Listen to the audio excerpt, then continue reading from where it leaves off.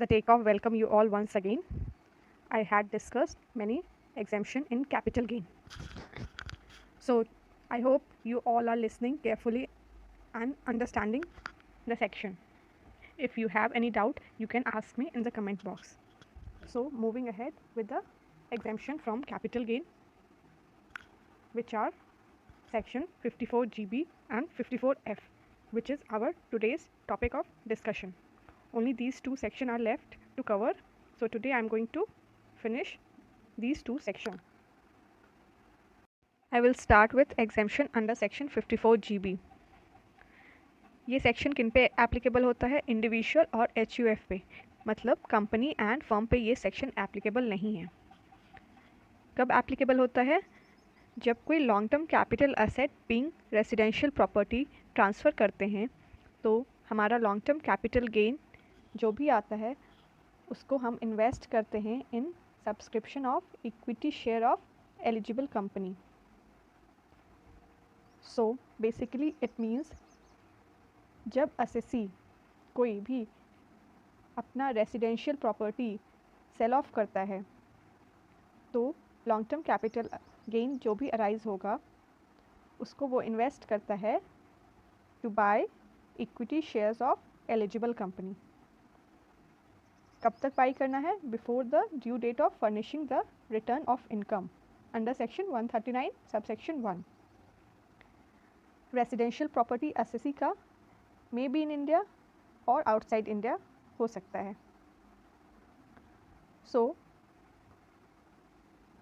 What is eligible company now? Eligible company means company should be incorporated in India, means legally it should be registered in India. Next point is the company should have been incorporated during the previous year in which capital gain arises to the subsequent financial year up to the date of furnishing of income tax return. इस period के बीच में ही वो company का incorporation होना चाहिए. Means जब capital gain हमारा arise हुआ उस प्रीवियस ईयर में till date of furnishing of income tax return, then only हमारा कंपनी एलिजिबल कंपनी माना जाएगा. Next point we will see the company is engage in the business of manufacturing of article और thing. मतलब company हमारा trading activity में deal नहीं करना चाहिए, हमारा मैन्युफैक्चरिंग एक्टिविटी में डील करना चाहिए. The company in which assessee has more than 50% share capital और more than 50% voting right after subscription in equity share by assessee.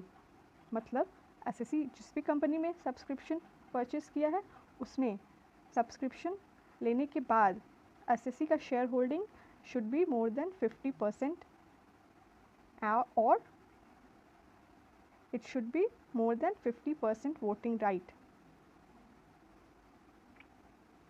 Next point is the company should qualify to be a medium or small enterprise. It should not be a big company, it should be a startup company.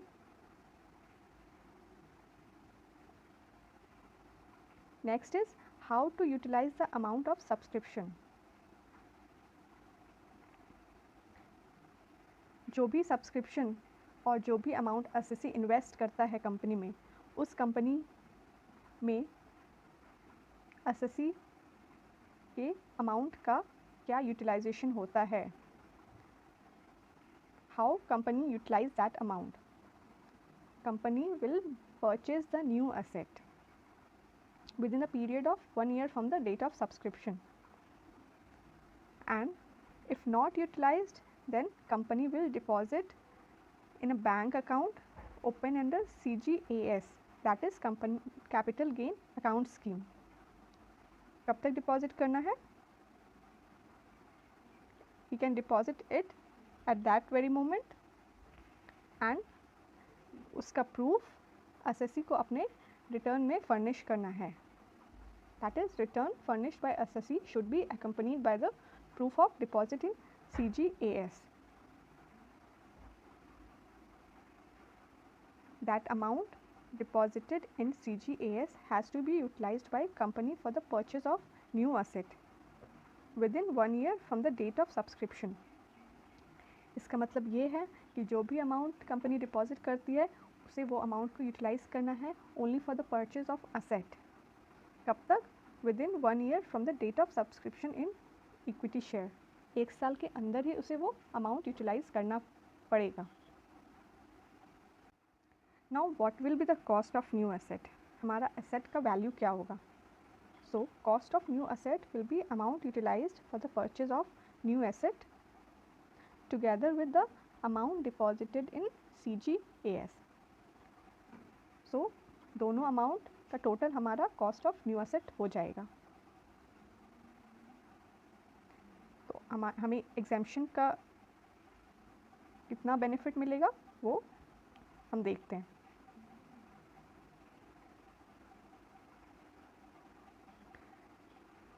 Amount of capital gain exempted under section 54GB. If the net consideration is greater than cost of new asset, what is net consideration?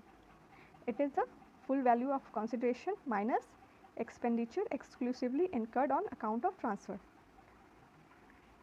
हमारा जो भी sale consideration है उसमें हम expense less कर देंगे तो हमारा वो नेट कंसिडरेशन आ जाएगा. अगर वो नेट कंसिडरेशन हमारे कॉस्ट ऑफ असेट से ज़्यादा है तो हमारा एग्जेम्पशन हो जाएगा. जो भी लॉन्ग टर्म कैपिटल गेन होगा उसको मल्टीप्लाई करेंगे कॉस्ट ऑफ न्यू असेट से and divided by net consideration. What ever will be the amount will be the exemption under section 54GB. And in case if the net consideration is less than cost of asset, then the entire long term capital gain will be exempted. So now the lock-in period. Lock-in period is 5 years.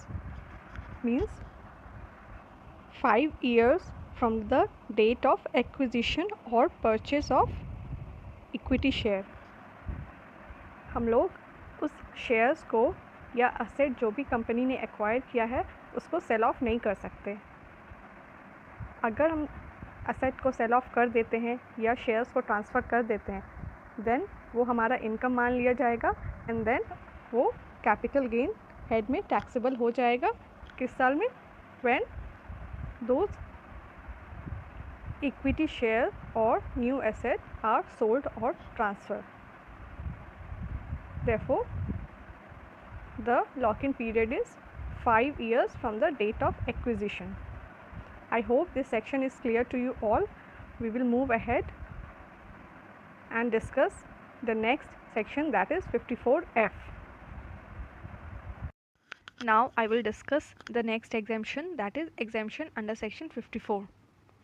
This section is applicable to an individual or HUF, not for company or firm, on transfer of long-term capital asset other than house property and purchase or invest in one residential house in India.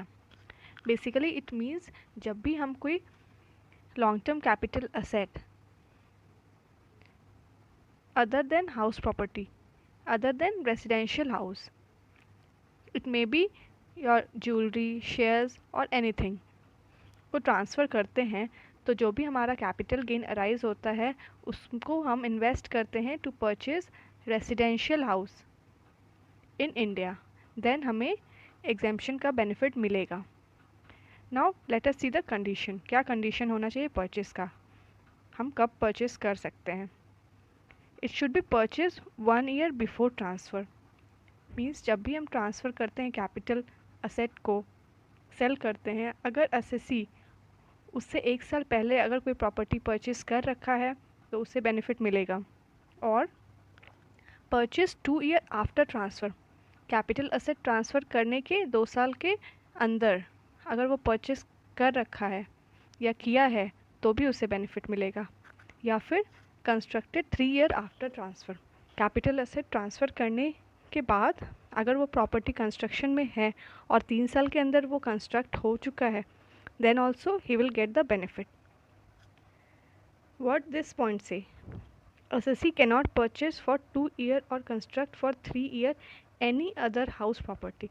Means उसके अलावा और कोई दूसरा property assessee purchase नहीं कर सकता है. for 2 years or construct for 3 years.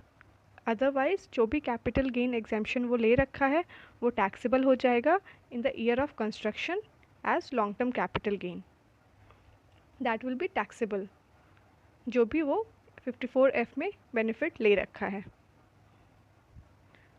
So now the next point is amount of exemption. Let us see. This is same as of section 54GB. That is, if the net consideration is greater than cost of asset, this formula is applicable to find the exemption. Whatever comes will be the exemption amount. And if net consideration is less than cost of asset, the whole entire long-term capital gain will be exempt. This is how do we find the net consideration. That means fair value minus expenditure incurred on transfer. The lock-in period is 3 years. That means the new asset which we have bought cannot be transferred for 3 years. Otherwise, the exemption will be withdrawn and thus will be taxable. In which year? In the year in which the asset is sold. CGAS provision will be same as of section 54. That means if the amount is not utilized, that should be deposited in this account and later on shall be used to purchase the new house property, but before return filing date. Then also the assessee can get the exemption. That's all in this section. I hope I have made you understand this section. In case you have any doubt, you can ask me in the comment box.